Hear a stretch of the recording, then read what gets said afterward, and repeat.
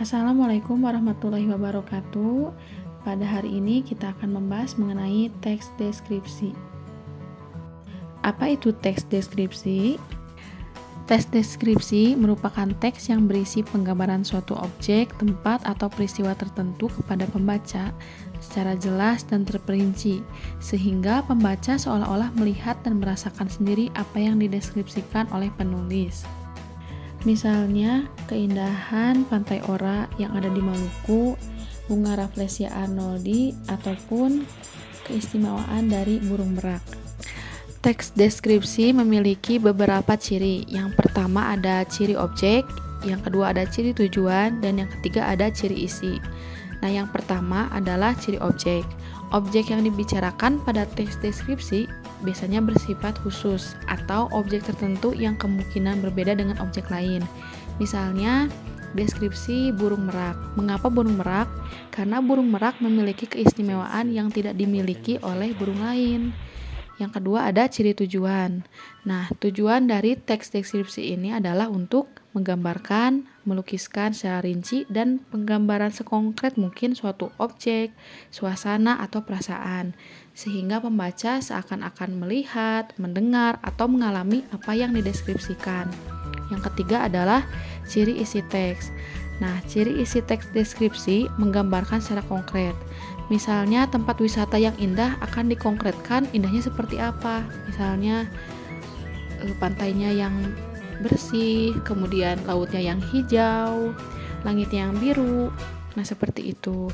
Untuk lebih memahami apa itu teks deskripsi, marilah kita sama-sama mendengarkan contoh dari teks deskripsi yang berjudul Pantai Ora, Surga Tersembunyi di Maluku. Pantai Ora adalah sebuah tempat yang layak untuk disandingkan dengan pantai-pantai indah di dunia.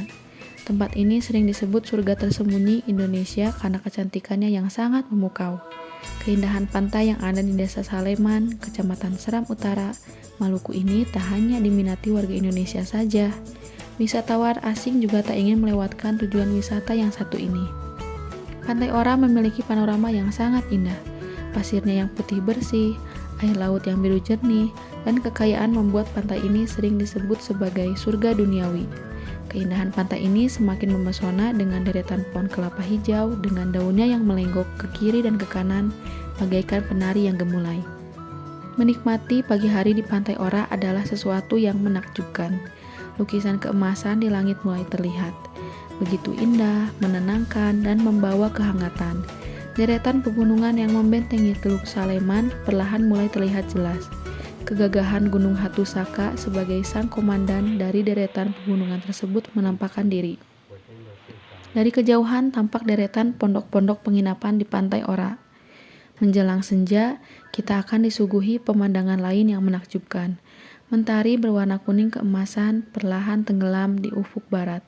Kepergiannya secara perlahan membuat mata kita tak berkedip untuk terus menikmati pesonanya. Sungguh ciptaan Tuhan yang luar biasa. Berdasarkan teks tersebut, kita bisa menyimpulkan bahwa teks deskripsi memiliki beberapa struktur. Yang pertama ada identifikasi, yang kedua ada deskripsi bagian, dan yang ketiga ada simpulan atau kesan. Yang pertama identifikasi. Nah, biasanya identifikasi ini berisi nama objek yang dideskripsikan seperti lokasi, sejarah lahirnya, makna nama, atau pernyataan umum tentang objek. Yang kedua ada deskripsi bagian. Deskripsi bagian ini berisi apa yang dilihat, apa yang didengar, dan apa yang dirasakan dituliskan secara rinci di dalamnya. Yang ketiga ada simpulan atau kesan. Bagian ini merupakan penutup teks tentang kesimpulan atau kesan penulis. Bagian ini bersifat pilihan, boleh ada atau tidak. Sekian yang bisa saya sampaikan, mohon maaf bila ada kesalahan.